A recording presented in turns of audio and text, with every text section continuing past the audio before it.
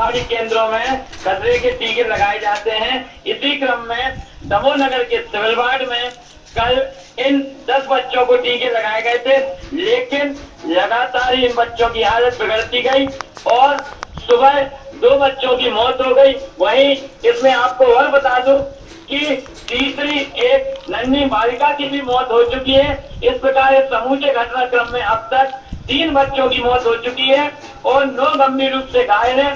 लेकिन जिस एएनएम जो स्वास्थ्य विभाग की कार्यकर्ता है दुर्गा तिवारी, उसके द्वारा जिससे लगाए गए थे पर वैक्सीन के जो किट होती है उसमें नहीं रखे थे, वो एक सामान्य बॉटल में उनको रखे हुए थी, जिस कारण से भी यह घटना घटित हो सकती है। वहीं स्वास्थ्य विभाग के अधिकारियों का कहना है कि इस समूचे घटनाक्रम की जांच कराई जाएगी कि वैक्सीन किस हालत में थी और कलेक्टर ने भी इस मामले में जैसे ही साधना न्यूज में खबर चली उनके द्वारा तत्कालीन जिला चिकित्सालय में पहुंचकर निरीक्षण किया और एडीएम शर्मा को जांच अधिकारी नियुक्त कर समूचे घटनाक्रम की जांच के निर्देश दिए हैं। जी बिल्कुल, सुनील आप बने रहेगा मेरे साथ। मैं आपके पास अभी वापस लौटूंगा। तो अब मरने वाले बच्चों की संख्या बढ़कर 3 पहुंच गई है। पहले शुरुआत में 2 बच्चों की मौत हुई थी इन खसरों के टीकों को लगाए जाने से, और अब एक और बच्ची की यहां पर मौत हो गई है। इस वक्त हमारे साथ दमोह के कलेक्टर मौजूद है, उनसे इस बारे में बातचीत करेंगे। खंडेलवाल साहब, आपसे जानना चाहूंगा, अब तक कुछ पता चल पाया है कि कहां किस स्तर पर लापरवाही रही है कि टीके लगने के बाद इन बच्चों की मौत हो गई? एडीएम एसपी शर्मा जांच कर रहे हैं जी, और शाम तक वो जांच कर लेंगे, उसके बाद पता चलेगा। तो अब तक कुछ इस मामले में कार्रवाई हो पाई है? 304 आईपीसी धारा 304 के तहत पुलिस ने केस दर्ज कर लिया है संबंधित जो एएनएम है उसके खिलाफ। इससे पहले भी कुछ ऐसा ही एक मामला सामने आया था। 20 जून को हमने खबर दिखाई थी कि तब भी एक्सपायरी डेट की दवाएं यहां पर रखी गई थी। क्या यहां भी ऐसा कुछ हो सकता है? नहीं, ऐसा नहीं है। ये तो कोल्ड चेन के थ्रू ये काम होता है जी, तो वो कोल्ड चेन के थ्रू काम होता है। जी, शुक्रिया आपका हमसे बातचीत करने के लिए। तो आर खंडेलवाल कलेक्टर दमोह के, उनका कहना है कि इस मामले में जांच के आदेश दे दिए गए हैं। एडीएम को जांच अधिकारी नियुक्त किया गया है और बहुत जल्द क्या हकीकत है, इसके पीछे क्या वजह है, जांच में पूरी तरह से सामने आ जाएगा। ये हम आपको दिखाते हैं कि जो मौत हुई है दरअसल उसके पीछे कहां कमियां रह गई।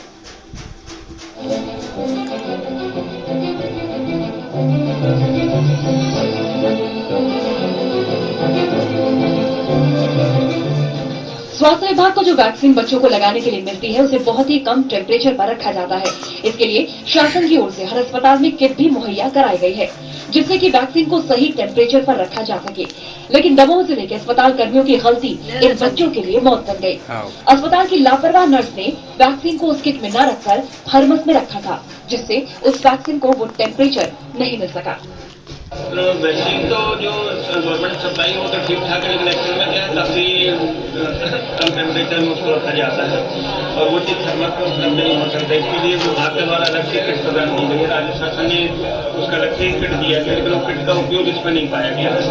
और जो मृतक के परिवार वालों को पूछताछ की गई तो उन्होंने ये बताया कि जो